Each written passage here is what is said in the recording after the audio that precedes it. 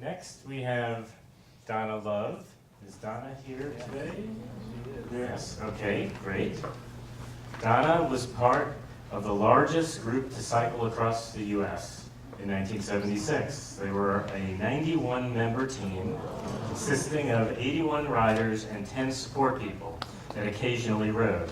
Their core group included 30 college students from a church college, including Donna, age 20. She's still 20 today. They led 50 church teams 4,290.5 miles across the nation, beginning in Fort Stevens, Oregon on June 8th and ending at Fort Story, Virginia on August 13th after 66 days. Donna's favorite day was right here in Missoula when she met her husband, Tim, who was a UM forestry student. They married the next year in 1977 and she moved to Missoula. Then they moved around with Tom's Forest Service career. I'm sorry. Okay, Tim. You're right. My mistake. And when he retired in 2014, they moved back to Missoula. This summer on July 2nd, they celebrated their 39th anniversary. It's a pleasure to introduce Donna Love.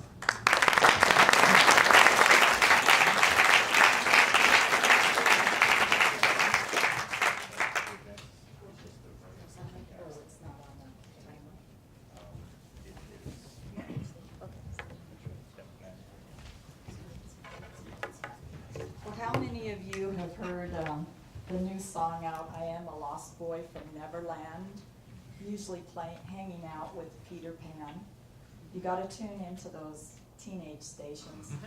Every time I see those cyclists on the road with all the bags and everything, I think of that. It's about escaping reality. And I love the trip, didn't continue cycling after that other than my kids riding around parks and things. But that trip meant so much to all of us. This is some of us that are here at our reunion, my posse. We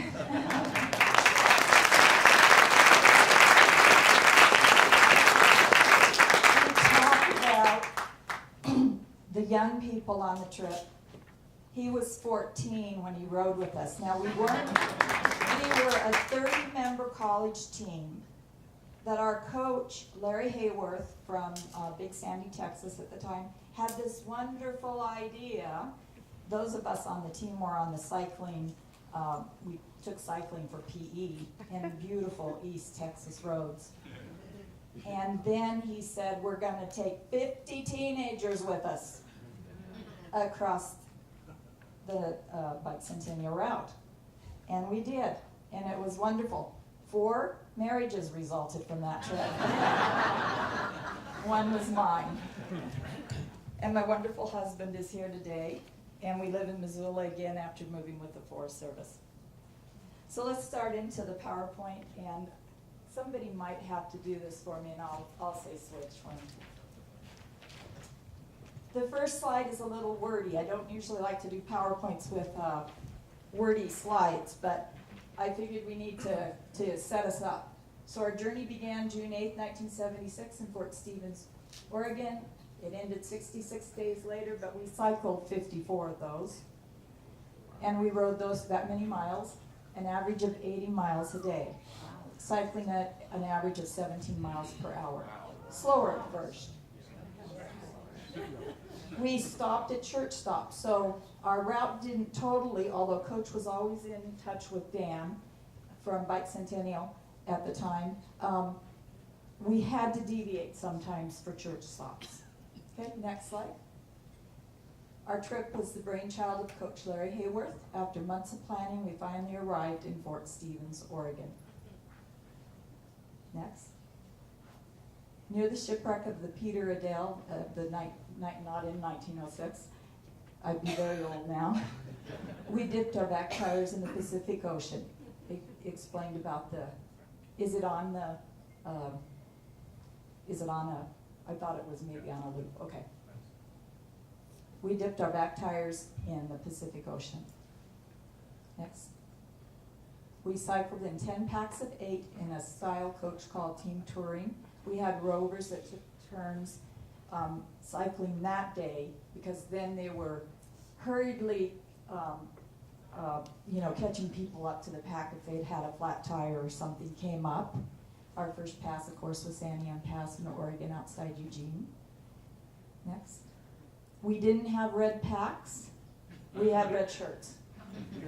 We had a truck with us. We had a sag wagon. We had a point car. We had Larry's wife and 3 little babies under 6 traveled with us 100 miles a day, basically. You should have seen the people at Bikecentennial when I sent them this picture of Larry and Dan. Honest to goodness, they jumped up and down. They were so excited to see that old map that they had made. That's you guys' map. And up in the building, the old headquarters, because we visited downtown Missoula on one of the days. We toured the smoke jumper base. Those are some Bikecentennial riders, and we met them off and on. My husband and I had a bet, because I'd forgotten how many went across. I said, oh, there couldn't have been more than 300. Maybe I'll stretch it to 500. He said, nope, there's thousands. And then I heard that at one of the dinners, or 4,100 went that year. And that's all the way across, right? So I can't win the bet by saying, no, they only sell the parts. Rats. Okay, next. Longest day was day 22, June 30th. 111.9 miles. Yellowstone National Park couldn't accommodate us anywhere, and they only let us stop at Old Faithful. We cycled that. Well, I fake fainted, so I didn't do it. I can't claim that one. And then I realized I don't want to do that anymore. I want to grow up. The youngest girl on the trip was 14. Well, there were a couple of them that were 14. Dan wasn't the youngest boy. The youngest boy was 13. Could you let your 13-year-old ride across the United States? Yeah, sure. Or with you, right? With you, or with a very controlled group. Okay, next. Different pictures, Hoosier Pass. We were cycling good by then. That wasn't a hard pass to me. I didn't fake faint. Next. Now you probably have some questions, and here are some of the answers. If it rained on us, we just had to dry our sleeping bags. We camped anywhere these church members along the route, and Coach was always proud of that. We met every stop. Everyone who started ended. He was also very proud of that.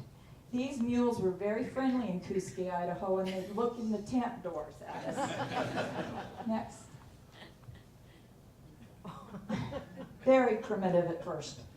Very primitive. McKeever's relievers were our latrine people. We were brothers and sisters. We were just having a ball. And anytime we could find any water, we would bathe. Next. Repairing bikes and how we handled the sag. Sag wagon followed behind us and carried tires and first aid and everything else. Next. And our truck went with us. But sometimes it's yellow because sometimes that one broke down and we rented riders. How we handled food. Sometimes people fed us lots with potlucks. Sometimes we were, really hungry. Next. Oh, that was me there. That's there with my back. I didn't have it. You might wonder if we had any accidents. A near miss by a tornado in Kansas. Judy is here. That's Judy right there. She is still slender in my eyes. They were honeymooners. Judy and Fred were honeymooners on that trip. And for the first week, they didn't have their own little tent.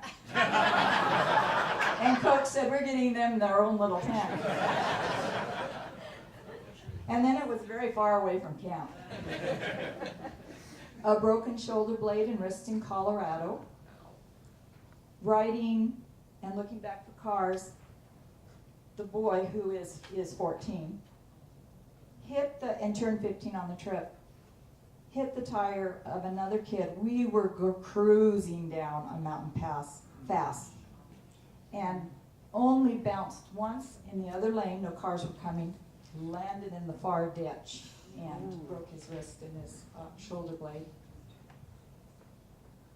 Christina had road rash in Kansas. Hit a crack in the road that was just wide enough for our little 10 speeds.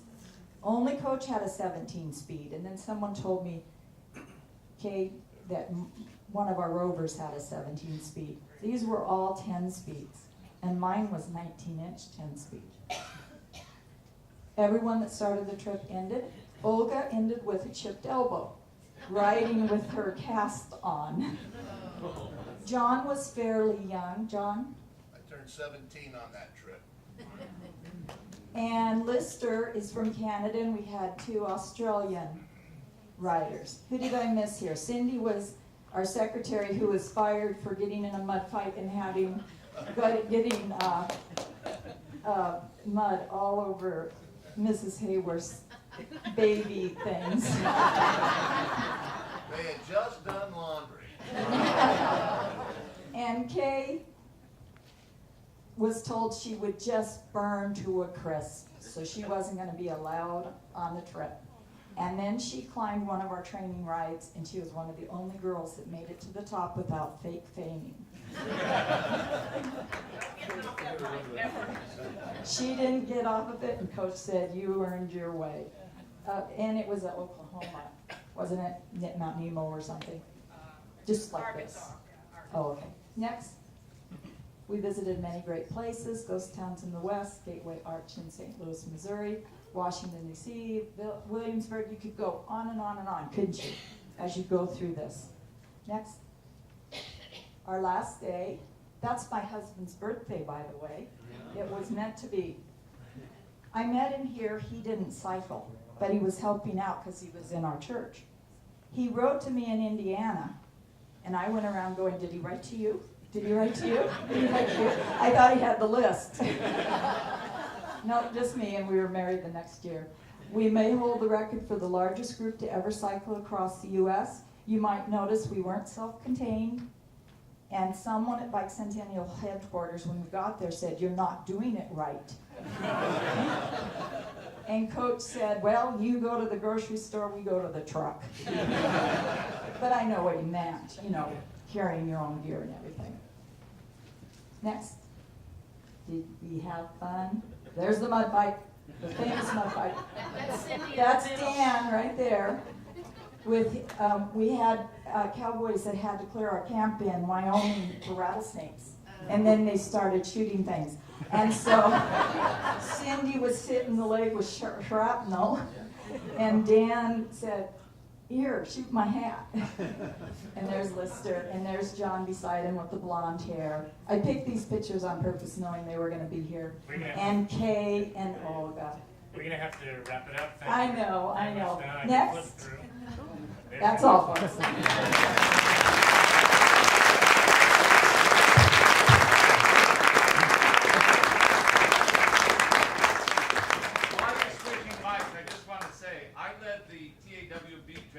that arrived the same day. One of the most amazing things I've ever seen in my rearview mirror is 80 cyclists in matching uniforms and formations coming up behind us. I'll always remember that. Nice to hear. Thank you. Thank you.